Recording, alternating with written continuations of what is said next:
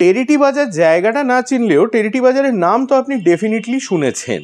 Treaty বাজার হচ্ছে এখন আমরা যেটাকে পোদ্দারকোট বলি ওই অঞ্চলটা, এবং সেই জায়গাটার নাম টেরিটি বাজার হয়েছে কারণ সেখানে একটা বাজার ছিল যেটা তৈরি করেছিলেন একজন ইটালিয়ান যার নাম ছিল এডওয়ার্ডো টিরেটা। ওই টিরেটা থেকে অপভ্রংশ হয়ে হচ্ছে টেরিটি। আর এই ভদ্রলোক এটি যন্তর পিস ছিলেন। জন্ম হচ্ছে 1731 সালে ইটালির পাদুয়া রিজনে। ইটালিয়ান বলতে গেলে একটু এরকম করতে হয় আর কি, স্প্যাগেটি বলোনিয়েজা। যাই হোক, সেখানে তিনি শিক্ষিত হলেন, ট্রেন্ড হলেন as a mathematician and an architect. কাজ করার কয়েকদিন পরেই দেখা গেল যে উনি ওর বসের তহবিল তছরূপ করছেন। ভদ্রলোক তৎক্ষণাৎ ইটালি থেকে পালিয়ে চলে গেলেন ফ্রান্সে। ফ্রান্সে তার আলাপ হলো উইথ ক্যাসানোভা, আগে হ্যাঁ সেই কুখ্যাত ক্যাসানোভা। এবং ক্যাসানোভা তো তার বন্ধুকে সুন্দর করে তার কুটির শিল্পটা শিখিয়ে দিলেন, হাউ টু সিডিউস উইমেন।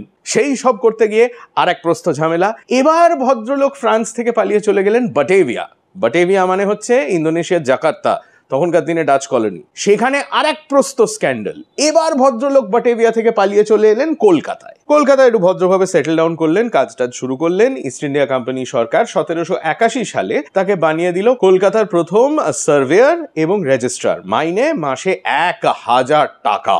কল্পনা করুন। তার 2 বছর পরে ইন 1783 সেন্ট্রাল কলকাতায় একটি বাজার তৈরি করার পারমিশন উনি পান।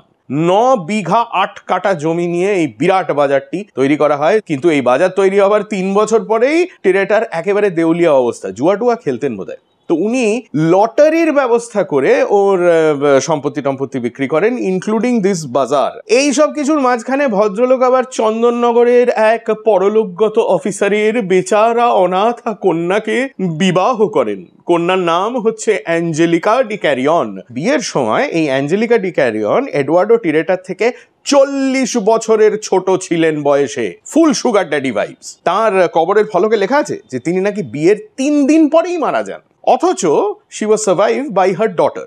বিয়ের 3 দিন পরে মেয়ে কি করে হলো, কোত্থেকে এলো? তো 1803 সালে এডওয়ার্ডো টিরেটা ইস্ট ইন্ডিয়া কোম্পানি গভর্নমেন্টকে বলেন যে উনি রিটায়ার করতে চান। তো প্রবল প্রতাপান্বিত ইংরেজ সরকার তাকে মাসে 532 টাকা পেনশন দিয়ে বাড়ি পাঠিয়ে দেয়। In 1807 he returns to Italy, to that same town where he was born. ততদিনে উনি যে তহবিল তছরূপ করেছেন সেসব কথা লোকে ভুলে গেছে। উনি ওখানেই সেটেল ডাউন করে যান নিজের মেয়ের সঙ্গে। মেয়ের নাম জোসেফিন। আর 1809 77 বছর বয়সে ভদ্রলোক মারা যান। This is the colourful life of Eduardo Tiretta, যার নামে টেরিটি বাজার। তবে টেরিটি বাজারের ইতিহাস বলতে গেলে কিন্তু আরো অনেক গল্প বলতে হবে। সেই সমস্ত গল্প শুনতে হলে ইনস্টাগ্রামে ফলো করুন আর ইউটিউবে সাবস্ক্রাইব করুন টু হাফ প্যান্ট হিস্ট্রি।